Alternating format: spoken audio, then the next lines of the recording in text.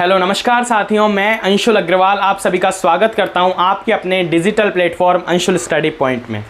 तो जैसा कि आपको थंबनेल देखकर भी अंदाज़ा लग रहा होगा कि ये जो क्लास है वो एक इन्फॉर्मेशन से रिलेटेड क्लास है, जिसमें कि आपको दिख रहा है कि पटवार नई भर्ती 2024 से रिलेटेड जो भी इन्फॉर्मेशन है आपको इस क्लासेस के माध्यम से मिल जाएगी।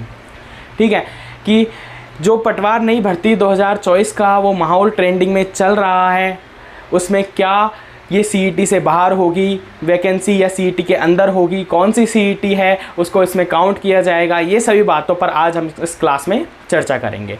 तो आप अगर इस चैनल पर पहली बार आए हो तो प्लीज़ चैनल को सब्सक्राइब करें और वीडियो को शेयर करें, जिससे कि इन्फॉर्मेशन भी अदर स्टूडेंट्सों तक पहुंच जाए और आप भी उस इन्फॉर्मेशन है उस क्लास का है उसका क्या है बेनिफिट उठा सकें।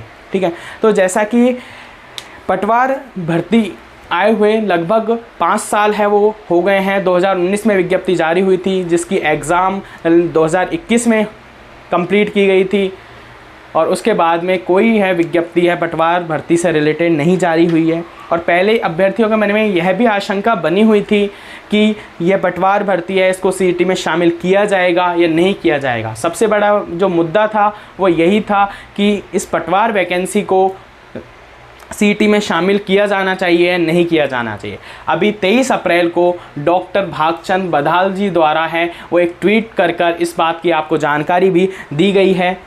तो उसी जानकारी को मैं आपके साथ साझा करता हूं। जैसा कि आपको ये आपको स्क्रीन पर दिख रहा होगा, क्या दिख रहा है कि डॉक्टर भागचंद बधाल जी द्वारा है उनका ट्वीट आया है और ट्वीट में कहा गया है कि कुछ अभ्यर्थी यह पूछ रहे हैं कि क्या पटवारी के रिक्त पदों पर भी भर्ती समान पात्रता परीक्षा सीईटी के अंतर्गत की जाएगी।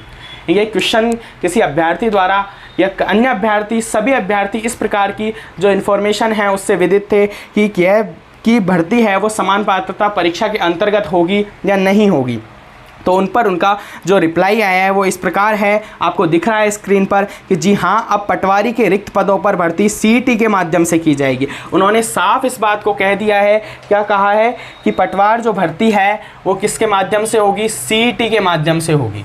किसके माध्यम से होगी, सीईटी के माध्यम से है वो पटवार भर्ती की जाएगी। और राजस्व मंडल अजमेर द्वारा, क्योंकि पटवार भर्ती है तो राजस्व मंडल अजमेर द्वारा 2998 यानी पद भी इन्होंने बता दिए कितने हैं, 2998 पद, लगभग 3000 पद हैं वो रिक्त बताए हैं कि इस पर हेतु अर्थना जो है अभ्यर्थना है वो बोर्ड को भेज दी गई है।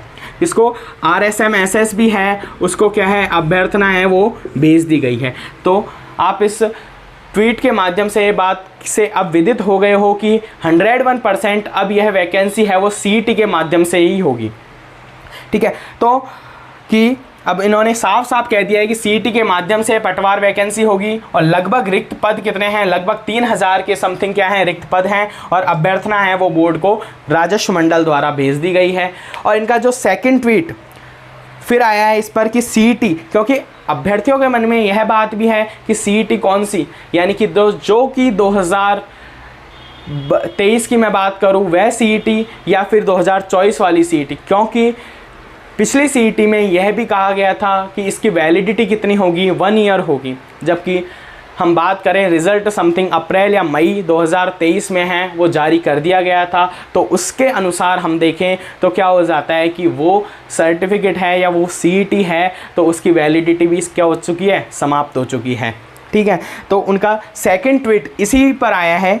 क्या आया है सेकंड ट्वीट, आप देखिए इसको भी, ये सेकंड ट्वीट आपके सामने है कि मेरे द्वारा जो कि X278 पर की गई ट्वीट के संदर्भ में काफ़ी एस्पिरेंट्स यह पूछ रहे हैं कि पटवारी के ये पद वर्तमान सीईटी से भरे जाएंगे या न्यू सीईटी 2024 से। यानी कि इस बात पर भी उन्होंने ट्वीट कर साफ साफ जाहिर कर दिया है कि कौन सी सीईटी है उसमें इस वैकेंसी को शामिल किया जाएगा। तो उन्होंने उत्तर जो आपको आंसर नीचे दिख रहा है क्या है कि ऑब्वियसली निश्चित रूप से कौन सी सीईटी में होगा, सीईटी 2024 में।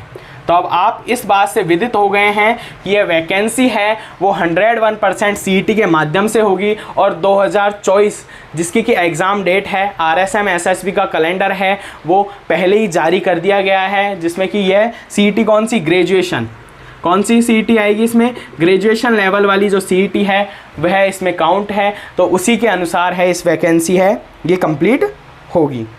ठीक है, तो और CET का सिलेबस है वही पुराने वाला जो सिलेबस है वो एज इट इज़ सिलेबस के रूप में है, वो विज्ञप्ति में दिखाया गया है। उसके बाद में ये एग्ज़ाम है वो सितंबर मंथ में है, वो भी क्या किया गया है, एग्ज़ाम कैलेंडर जारी किया गया है RSMSSB द्वारा।